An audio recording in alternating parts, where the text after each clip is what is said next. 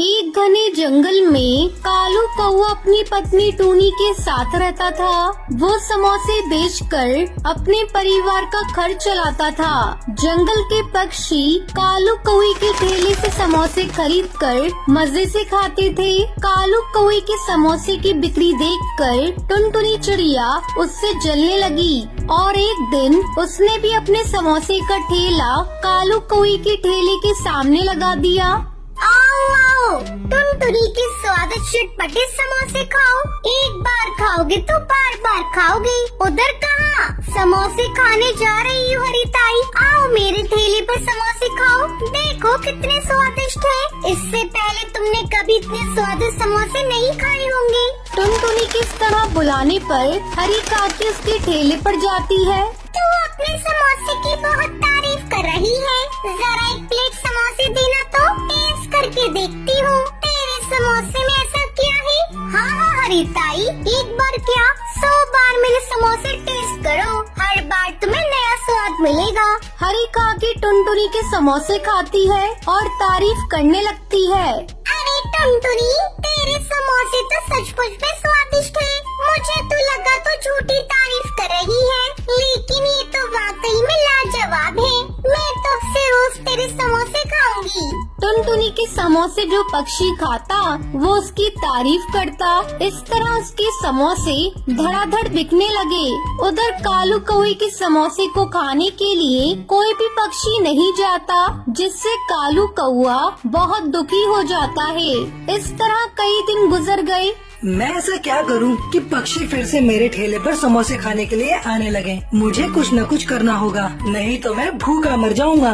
कालू कौआ टुनटुनी के पास जाता है। बहन, तुम अपने समोसों में ऐसा क्या मिलाती हो जिससे तुम्हारे समोसे जल्दी ही बिक जाते हैं? मुझे भी वो सीक्रेट बता दो, मैं कहीं दूर जाकर अपने समोसों का ठेला लगाऊंगा। अरे तुम पागल हो गई हो क्या? मैं तुम्हें अपना सीक्रेट बताकर अपने धंधे को क्यों खराब करूं? अब जाओ यहाँ से। कालू बिना कुछ कहे अपने ठेले पर वापस आ जाता है। लगता है अब मुझे ये काम बंद करना पड़ेगा, अब इससे मेरा गुजारा नहीं होगा। कालू शाम को अपने ठेले को बंद करके अपने घर लौट रहा था। तभी वो देखता है कि टुनटुनी चिड़िया पक्षियों के घोंसले से उनके अंडे चुरा रही है। ये टुनटुनी पक्षियों के अंडे क्या चुरा रही है? मुझे इसका पीछा करना होगा और पता लगाना होगा।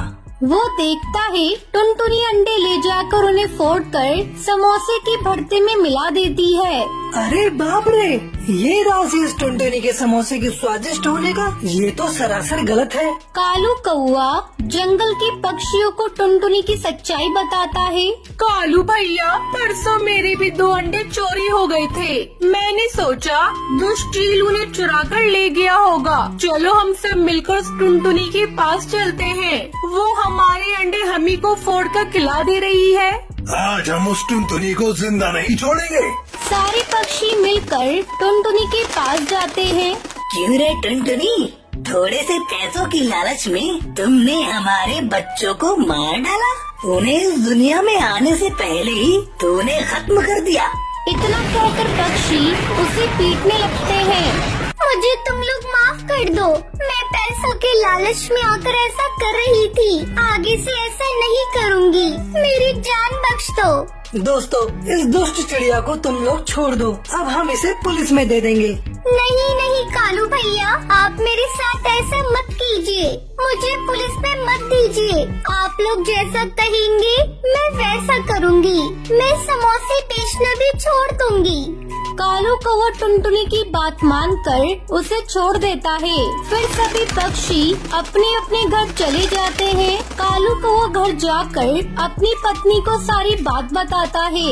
मैं तो ऐसा कभी सोच भी नहीं सकती थी कि ये टुनटुनी ऐसा कुछ करेगी। उसने जरा भी नहीं सोचा अगर उसके बच्चे के साथ कोई ऐसा करता तो उसे कैसा लगता।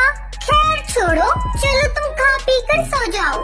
अगले दिन से कालू कौए के ठेले पर समोसे खाने के लिए पक्षियों की भीड़ लगनी शुरू हो जाती है। फिर सभी पक्षी खुशी खुशी रहने लगते